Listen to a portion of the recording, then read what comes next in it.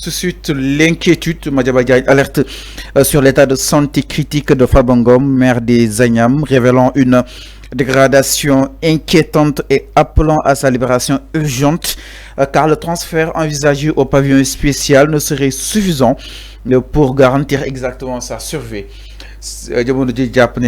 Question de vie ou de mort concrètement. Donc l'immunité technique qui Farba donc pavillon spécial doyul pour garantir exactement sa survie.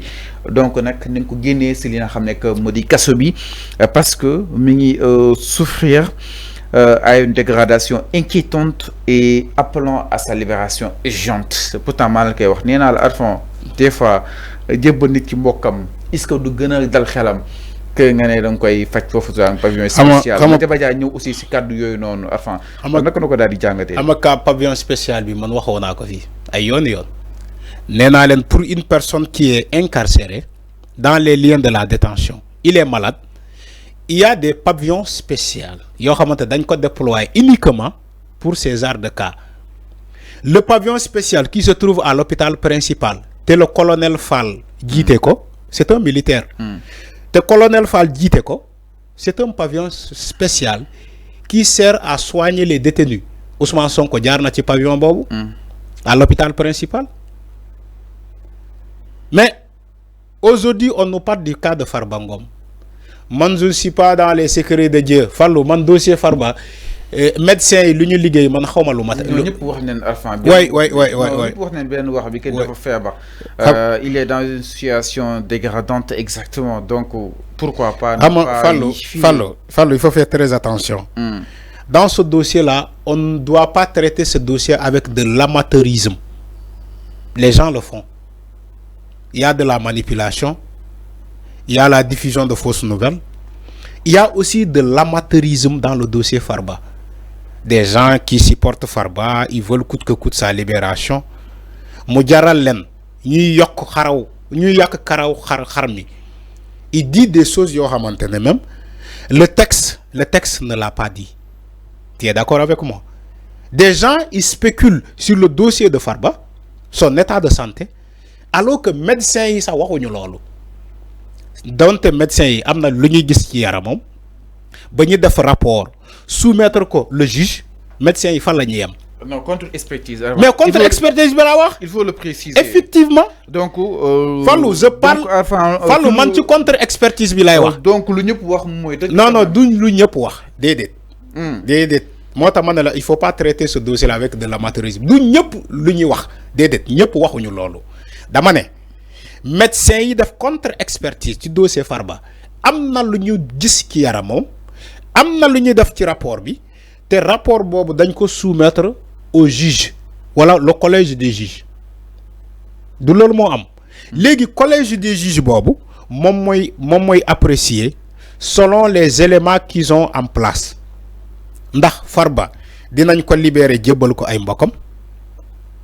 ou bien Farba dinañ ko yóbbu pavillon spécial faj ko kenn waxul dañuy yóbbu pavillon spécial nit ba pare dañ ko faj de boo déggee ni que diw yóbbu nañ ko pavillon spécial c'est pour di ko faj ay dégg wax ji parce que pavillon spécial c'est des médecins qui sont là-bas c'est des militaires yi am formation xam nga militaires yi nekk hôpital principal de Dakar hôpital principal de Dakar képp ku feebar Sénégal fii fofu nga yakar ni que bo fa démé au moins dinañ la faju bu normal parce que c'est la référence des hôpitaux au Sénégal hôpital principal bu la mënulé faj moy dañ lay évacuer à l'étranger parce que le dernier rempart des hôpitaux au Sénégal. Alors bu ñu né Farba Ngom dañ ko yóbbu pavillon spécial à l'hôpital principal c'est pour que médecins yoyu prendre en soin de l'état de santé de Farba. Wa ila Fallou nañu bàyyi juge bi mu joxe verdictam ak cëggal gu yëm.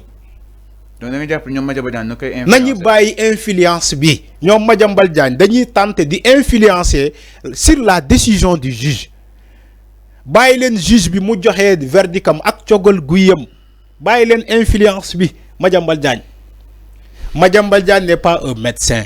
il connaît pas le dossier de Farba, le dossier médical là. Mais quand Madiambal Diagne il passe, c'est comme si c'était un médecin. Mom sa bokko na ci ñu doon càmbar saytu état de santé Farba. C'est comme si mom bokko nañ ci. Alors que c'est un journaliste qui est là. Il est dans toutes les sauces. Oui, il est dans toutes les sauces. Parfois, il est juge. Oui, mais Madiambal Diagne, il doit arrêter ce qu'il fait. C'est de la manipulation ce qu'il fait. Il ne faut pas influencer la justice pour me libérer Farba. Je ne dis pas qu'on ne doit pas libérer Farba. Mais il ne faut pas influencer la justice pour me libérer Farba. Bàyyi justice jot na dossier bi léegi bàyyi leen ko cëggal guye mu prononcer.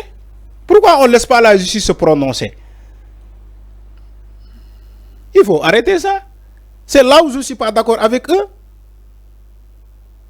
C'est comme si ñom ñoo gëna xam juge li nek ci yaram Farba. Il a non, Farba ne doit pas aller dans un pavillon spécial. Nañ ko libérer jox ko ay mbokam ñu faj ko. Yeen da ngeen faté xaju fi di. Da ngeen faté. Farba fa la bok. Du ci Macky Sall la bok. Wa Macky Sall ñoo fi nekkoon pendant 12 ans. Ñaata lañuy japp ay ñaata ay nit lañuy japp fi ñu fébar. Dañ leen libérer ñu jëbbal leen seen bokk ñu faji leen. Ils ne l'ont pas fait. Dama ne musuñu ko def. Amna ñoo xamni stratégie la. Dama ne musuñu ko def. Amna ñu tégon stratégie. Stratégie après nga xam ni stratégie la. Mais stratégie. Anañu fi fébaron. Ñu yóbbu leen kaso. Arfa ña ñoo tégon stratégie. Dama ne. Mais Arfa dama ne Coro Mandela. Jëkkëram day ñëw fi chaque jour.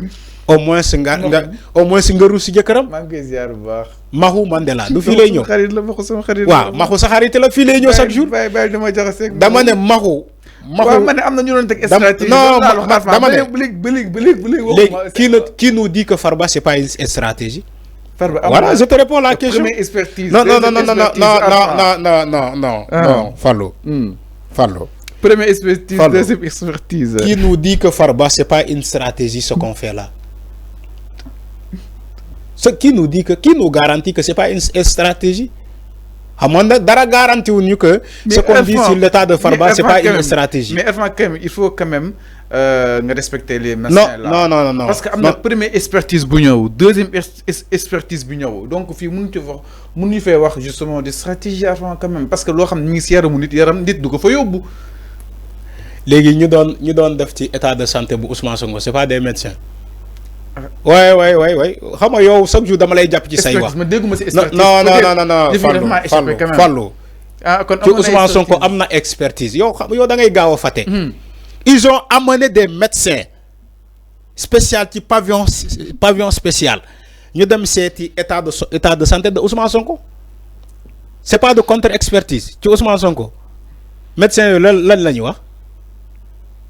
Lan lañ do ban information lañ joxone le peuple?